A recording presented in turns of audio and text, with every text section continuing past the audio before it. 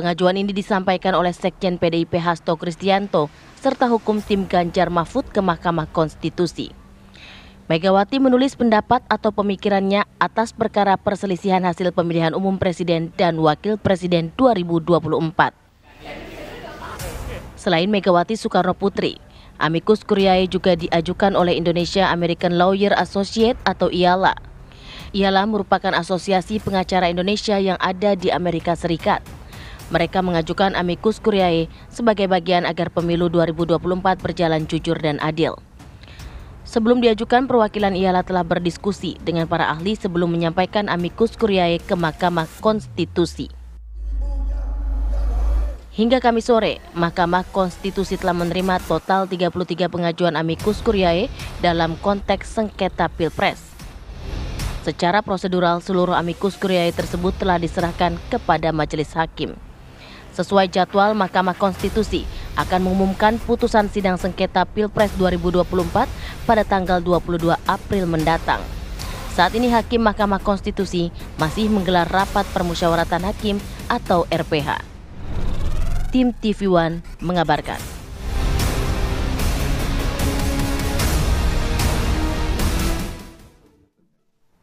Pemirsa, jelang putusan MK pada Senin 22 April 2024, saat ini sangat ramai adanya amicus curiae yang disampaikan ataupun diajukan oleh beberapa tokoh, dan sudah saat ini lebih dari 30 yang mengajukan itu ya. 33 pengajuan amicus curiae. Kita sudah bersama dengan sejumlah narasumber pada pagi hari ini untuk membahas mengenai hal tersebut. Apa sih sebenarnya amicus curiae? Apa kemudian pengaruhnya? Nah, sudah ada bapak-bapak yang terhormat pada pagi hari ini. Ada Bang Mustafa Nahrawardaya selaku juru bicara Timnas Anies Mohaimin. Selamat pagi, Bang. Ada Bang Frits Edward Siregar, Wakil Komandan Tim Hukum dan Advokasi TKN Prabowo Gibran. Selamat pagi, Bang. Selamat pagi. Ada Bang Ruhut Sitompul, juru bicara TPN Ganjar Mahfud. Selamat pagi. Bang. Ini nih dress code-nya sama semua loh. Janjian apa gimana ini? Jadi artinya agak sedikit kalem, berkawan ya. Ada satu lagi, ada Bung Kodari. Bung Kodari selaku pakar politik sudah bergabung melalui sambungan Zoom. Selamat pagi, assalamualaikum Bang Kodari. Selamat pagi, Bang Kodari. Waalaikumsalam, selamat pagi. Masih kriep-kriep ya Bang, sudah seger ya Bang ya, pagi-pagi ya Bang. Baik, saya ingin ke Bang Tova dulu. Bang Tova, ada 33 nih, dari 01 berapa yang diajuin Bang sebenarnya? Pengajuannya ada berapa? Sebenarnya nggak ada yang ngajuin dari 01. Orang mengaku berkepentingan terhadap persoalan di MK, termasuk kayak sengkarut banget gitu sidangnya kan. Ada kejanggalan, mereka peduli ya kepada proses ini. Menguntungkan nggak buat 01? Belum tahu, tapi kalau dari isi konten yang saya baca ya menguntungkan. Jumlahnya nggak sampai 30 kalau dari 01 itu. Maksudnya yang mendukung ke petitum 01 ya, arahnya ke sana. Yang paling banyak itu 02 10.000 kemarin pas jumpa pers. memang MK mengatakan menutup sampai tanggal 16. Ketika tanggal 16 itu kesimpulan dari ketiga paslon disampaikan ke MK. Tetapi kemarin juru bicara MK itu lebih progresif lagi. Sampai kapan pun akan ditunggu. Karena putusan terakhir itu tergantung pada mahkamah. Mana yang mau diakomodir, mana yang mau didengar, atau malah semuanya didengar. Ini kan tergantung mereka kan, bisa jadi. Bisa juga tidak. Tetapi ini fenomena yang fenomenal sekali, karena sebelum-sebelumnya pada Pilpres yang lalu, lampau-lampau, tidak pernah terjadi seperti ini. Apalagi ini banyak banget gitu ya Bang. Artinya ini masyarakat peduli terhadap masa depan demokrasi Indonesia yang konon ya, menurut banyak orang dirusak oleh sekelompok orang, dicoreng dengan tinta hitam. Oleh karena itu mereka peduli, ingin urun rembuk. Menyampaikan opini meskipun bukan perlawanan ya, tetapi menyampaikan opini. Siapa tahu kemudian itu didengar oleh majelis hakim. Kita dengarkan kalau dari Bang Frits sendiri Bang, katanya paling banyak juga dari 02 yang mengajukan amicus curiae. Kalau kita kan melihat bahwa amicus curiae kan adalah pendapat dari masyarakat atau sebuah organisasi yang merupakan sahabat pengadilan. Tapi kan kita harus bisa melihat bahwa indikatornya adalah orang yang tidak memiliki kepentingan dalam partai politik. Iya kan? Tapi kalau orang yang mencalonkan kemudian menjadi sahabat pengadilan juga susah gitu loh. Karena memang menjadi bagian ataupun memang menjadi pihak dari sebuah permohonan. Siapa maksudnya? Jadi, Ibu Mega? Ya, saya sih melihat bahwa kalau Ibu Mega kan disebut sebagai sahabat pengadilan misalnya. Meski saya merasa Ibu Mega lebih cocok sebagai sahabatnya Ganjar Mahfud gitu loh. Kan beliau kan partai politik gitu loh kan, beliau menjadi peserta. Tapi terlepas daripada itu kan ini merupakan bagian daripada proses demokrasi kita. Kalau orang masyarakat mau memberikan pendapat kepada sebuah proses pengadilan sebagaimana sudah pernah disampaikan. Ya, katanya ada yang dicoreng jadi masyarakat mau melaporkan. Apakah kemudian itu akan dipergunakan sama hakim atau tidak? Biarkanlah masyarakat dapat menyampaikan itu kepada pengadilan dan kami mendukung proses itu. Bukankah itu proses daripada sehingga mahkamah terbuka dengan semua masukan. Terlepas kemudian apakah itu akan menjadi perhatian mahkamah, apakah kemudian mahkamah akan mempertimbangkan, kita harus mengembalikan kepercayaan tersebut kepada mahkamah sebagai lembaga yang memiliki kewenangan dalam proses ini. Bang Ruhut, komentarnya kalau Bu Mega katanya bukan sahabat pengadilan, ini mah sahabatnya Ganjar Mahfud, harusnya tidak boleh terkait yang ikut pengajian. Apalagi nulisnya pakai tinta merah gitu, ada makna-makna tertentu tidak, Bang Ruhut? Kalau kita objektif berpikir, MK itu nggak ada kalau nggak ada Bu Mega. Oke, gimana tuh maksudnya? Waktu itu beliau Presiden Republik Indonesia yang kelima. Oke.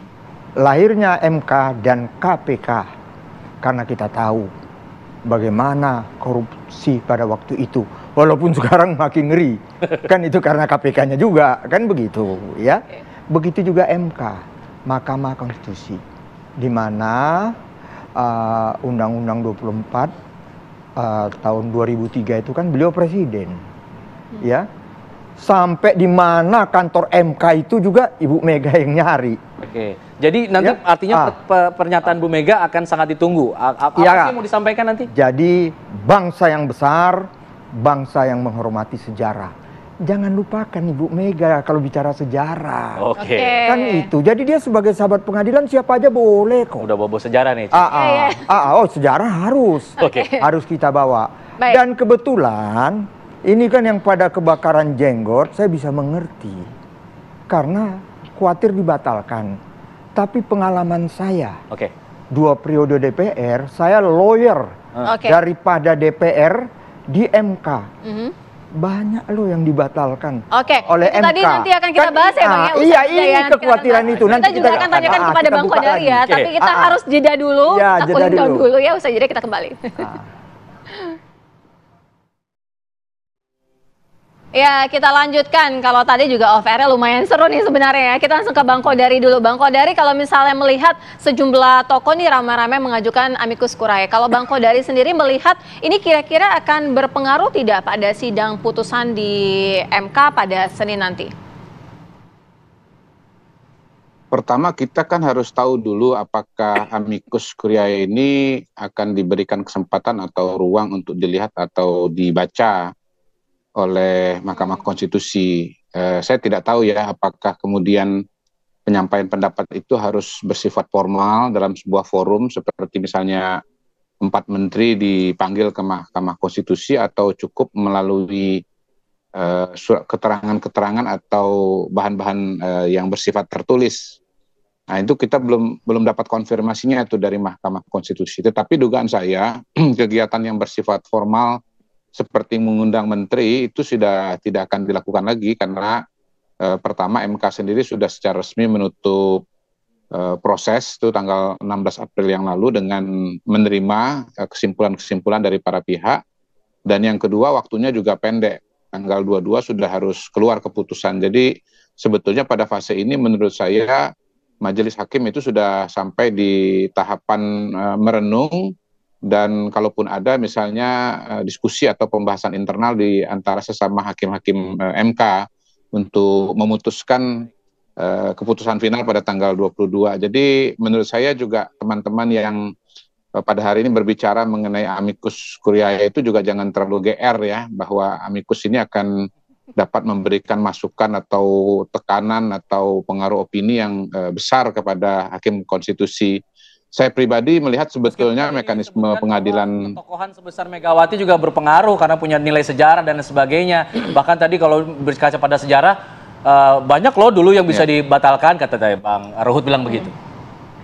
Iya. Khusus untuk Ibu Megawati menurut saya sebetulnya kalaupun diberikan kesempatan Ibu Megawati untuk tampil ya berbicara, saya kira poin-poin utamanya mungkin 90% sudah kita ketahui dan kita dengar, baik dari statement Ibu Mega, tulisan Ibu Mega khususnya di Harian Kompas yang panjang lebar itu, maupun dari pernyataan-pernyataan yang disampaikan oleh orang-orang dekat beliau seperti Mas Hasto Kristianto. Jadi melanjutkan apa yang disampaikan tadi, bahwa sebetulnya semua poin-poin keberatan, semua poin-poin masukan, semua pandangan, semua perspektif itu pada dasarnya sudah terakomodasi dalam mekanisme sidang yang kemarin. Kita tahu bahwa 01 diberikan kesempatan seharian penuh untuk menampilkan saksi-saksinya di luar argumentasi atau posita dan petitum yang sudah ada di dalam gugatan. Saya kira sudah sangat-sangat komprehensif lah. Bahkan sebetulnya amicus curiae dalam pengertian luas menurut saya justru inisiatifnya sudah diambil oleh Mahkamah Konstitusi dengan menghadirkan 4 menteri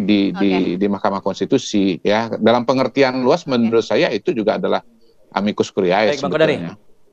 Oke, kita ke Bang Frits. Bang Frits, tadi Bang Ruhut bilang sebenarnya bisa saja tuh dibatalkan gitu.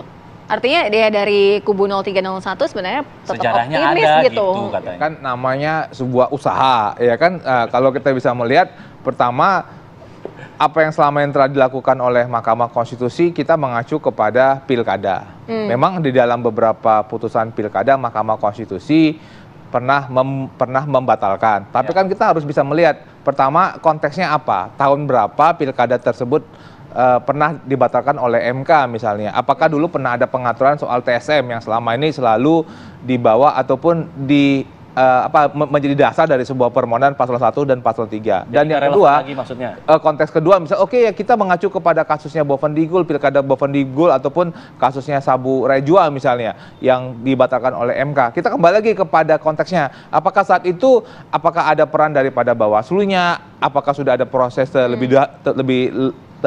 terlebih dahulu. Jadi kita nggak bisa hanya mengacu kepada pengalaman masa lalu. Apalagi konteks ketiga, ini jelas perbedaan antara pengaturan pilkada dan pengaturan pemilu, di mana apa yang dimohonkan, apa yang didalilkan oleh paslon 1 dan paslon 3 itu bukan hanya soal suara, tapi soal proses yang seharusnya bukan merupakan menjadi kewenangan daripada Mahkamah Konstitusi. Oke, Bang Tova, tadi komentarnya gimana? Kalau melihat tadi nggak usah GR dulu, belum tentu juga tadi ini Bang Kodari bilang. Tapi Abang tadi sepertinya pede sekali. Pede sekali ya. Pertama ini dulu yang perlu saya garis bawahi. Kenapa Megawati ini 01, 03 sebenarnya. Tapi dalam literasi yang saya baca, memang itu ada 3. Amicus curiae itu ada 3. Pertama ya memang orang yang merasa berkepentingan, maka dia daftar. Yang kedua, kadang nih di luar negeri, karena memang keinginan hakim, ada nggak yang mau membantu kami nih? Maka dipanggil ke mahkamah. Tapi yang ketiga adalah menurut sebuah buku yang saya baca semalam, memang orang yang memiliki perkara itu sendiri bisa. Karena merasa kurang puas. Yang aneh itu adalah yang 02 sampai 10.000 amicis itu untuk apa nanti? Kalau memang tidak efektif katakanlah, kan menurut Profesor Dr. Kodari tadi, ya kan sudah terbuka di media massa toh. Tapi nggak begitu. Ini sebenarnya pesan penting, petanda petik ya, kode bahwa pemilu kita itu bermasalah bukan karena sudah terbuka di media, sudah bisa kita tebak dan seterusnya. Bukan itu masalahnya. Tapi betapa pemilu ini menjadi keprihatinan bersama. Biasanya kalau amicus curiae itu keluar karena kejengkelan. Karena apa? Sesuatu yang dongkol nggak bisa ada solusi, sepertinya nggak ada solusi karena apa? Semua bermain, semua berkonspirasi, muncullah amicis ini. Tapi ini kan lucu, sekarang 02 kemudian Jumpa Pers mengeluarkan 10 loh. Dia kecewa apanya? Kan begitu. Jadi ini diterima saja, tidak perlu kita berteori seperti Lampau misalkan Mas Kodari nih paling jago nih. Daripada pemilu dua kali putaran, 1 putaran aja, biayanya lebih ngirit. Nggak usah amicus curiae, karena apa? Udah terbuka di media, nggak perlu kita terima aja semuanya. Siapa tahu ini berlaku progresif, MK akan membuat sejarah baru, menjawab keadilan dengan palu ketuk keadilan. Gitu. Kalau Bang Ruhut ini udah senyum-senyum nih, udah mau pengen jawab, tapi nanti dulu ya Bang ya, usai jeda ya, kita bahas lagi ya. Biar rame lagi gitu Bang, usai jeda ya, kami segera kembali ya. Kita akan kembali ke dialog pada pagi hari ini. Bang Ruhut tadi sempat terpotong ya. Bang Ruhut tadi menanggapi nih apa yang kemudian disampaikan oleh Bang Frits dan juga tadi Bang Tova. Kalau dikatakan tadi untuk amicus ini atau yang pembatalan tadi seperti singgung ya, sudah tidak relevan lagi. Itu kan bahasannya pilkada-pilkada. Kalau ini kan pilpres. Tanggapannya? Mahkamah Konstitusi. Kenapa dilahirkan? Di mana Ibu Mega, Pak Jimlia Sidiki, dan para pakar hukum bicara konstitusi, bicara undang-undang. Karena sudah banyak juga undang-undang nggak tepat lagi, kan begitu. Jadi kita jangan bicara ini. Tapi produk daripada nanti putusan MK itu kan mesti hati-hati. Itu juga nanti kan menjadi undang-undang. Saya kasih contoh begini deh, saya 2 periode Komisi 3 DPR dan saya di Badan Legislasi. Oke. Ya. Pembuat undang-undang siapa? Pemerintah dan DPR. Itu pembuat undang-undang. Ya. Sudah diproses, mendengar semua pakar, semualah macam-macam. Sudah didengar. Ya. Akhirnya melalui sidang paripurna kita undangkan. Dibawa itu ke MK. Nggak sampai sebulan, batal itu undang-undang. Jadi jangan lihat yang seperti layar saya tadi, Pak Siregar bilang skup yang kecil saja. Undang-undang yang kita bisa dibatalkan gitu ya. Apalagi ini kan begitu. Tapi kan Bang, itu memang sudah merupakan kewenangan dari Mahkamah Konstitusi untuk melakukan pengujian undang-undang. Itu kewenangannya. Memang disitulah peran daripada check and balances antara DPR dan Mahkamah Konstitusi. Dan itu merupakan kewenangan daripada Mahkamah. Tetapi kan apa yang dalam proses sengketa suara yang kita miliki, itu kan sengketa hasil suara yang dimana paslon 1 dan paslon 3 juga tidak menyatakan di dalam proses persidangan berapa jumlah suara yang hilang, tetapi masuk kepada proses yang dimana itu merupakan kewenangan daripada Bawaslu untuk melaksanakan peran dan fungsinya. Ini paling seru kalau kubu sana. Sampai ada lawyer yang suka gitu-gitu. Kami sudah menang 10-0. Kami sudah menang 100-0 kemarin. Itu bukan kalkulator MK itu. Melihat secara luas. Karena itu kan kebakaran jenggot. Kan melihat Romo Maxis ngomong sedemikian indah. Jarang ada orang seperti Romo begitu. Langsung marah. Ya, yang kadang-kadang ibarat lawyer-lawyer ini melihat kaca, nggak mengaca dirinya. Ya, kayak dia aja orang paling benar. Taunya tersebar lagi cium-ciuman. Kan banyak itu kan? Yang gitu-gitu. Di sini saya mau bilang, lihatlah secara luas. Karena itu saya mohon, apapun majelis MK, dan ingat ini, waktu saya itu dulu 9, ini sekarang 8, karena 1, ini kan pangkal semua, ya nomor 90. Enggak benar deh, ini yang bikin rusak, akhirnya 8. Ini memang ngeri-ngeri sedap ini. Nanti kita bahas ya. Genap ini, jadi ngeri-ngeri sedap gitu ya. Akan ada. Semua kemungkinan. Kita akan bahas nanti. Saya jeda. Kak Arif dan tetap di sini ya, di Apa Kabar Indonesia Pagi ya. Masih seru, masih panas. Terakhir nih saya untuk ke para narasumber yang berada di studio, Bang Tova, sebelum nanti terakhir ke Bang Kodari ya. Banyak yang kemudian saling optimis, masing-masing saling klaim optimis nih untuk hasil putusan Pilpres ini. Dengan amikus-amikus yang kemudian sudah diajukan, optimismenya seperti apa? Bahkan didengarkan oleh Mahkamah Konstitusi atau hanya sepintas lalu? Saya yakin Mahkamah akan mendengarkan, ya akan membuat terobosan progresif bahwa banyaknya keluhan masyarakat, banyaknya gugatan yang dilakukan oleh ini, dan tiga kan 2 diantaranya kan menggugat kan, mengajukan permohonan untuk diskualifikasi. Artinya ini ada spesialis case yang harus diselesaikan. Solusinya apa supaya keadilan itu dapat terasakan oleh masyarakat. Salah satunya adalah hadirnya para amicis ini. 01 memang tidak mengerahkan amicis ya, tapi masyarakat sendiri yang mana ada nama Din Samsudin, Habib Rizik, ada Yusuf Marta, kemudian ada Reza Indagri Amril, narasumber TV One juga, dan ada sekitar 30 lebih ya yang isinya adalah mendukung supaya MK mengetuk palu keadilan betul terasa, menjadi ketukan emas berbahasa Megawati, dan itu supaya menjadi perubahan MK yang semula tercoreng tinta hitam sekarang menjadi tinta emas, sehingga MK menjadi terhormat, marwahnya terjaga, kemudian Indonesia kembali memiliki Mahkamah Konstitusi yang bukan Mahkamah keluarga lagi. Waktu terbatas ya, jadi biar bergantian. Ke 02 Bang Frits. Ya, kembali untuk menyatakan apa yang tadi telah sampaikan oleh Pak Prabowo agar para pendukung untuk tidak turun ke jalan, dan mari kita biarkan, mari kita serahkan seluruhnya kepada Majelis Hakim Mahkamah Konstitusi. Kalau dari kacamata kami bahwa semua yang perlu dikatakan sudah diperkatakan dalam proses persidangan. Persidangan yang secara terbuka, masing-masing paslon sudah menyampaikan, dan para amikus kurai dengan berbagai kapasitasnya sudah menyampaikannya kepada Mahkamah Konstitusi.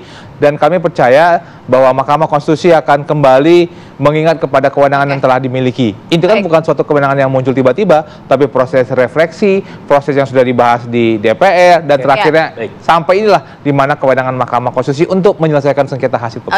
Baik. Bang Ruhut, silakan. 8 hakim MK Mereka adalah utusan yang maha kuasa Tuhan di muka bumi ini, istimewa Indonesia tercinta yang sedang pesta demokrasi. Percayalah, mereka akan arif dan bijaksana.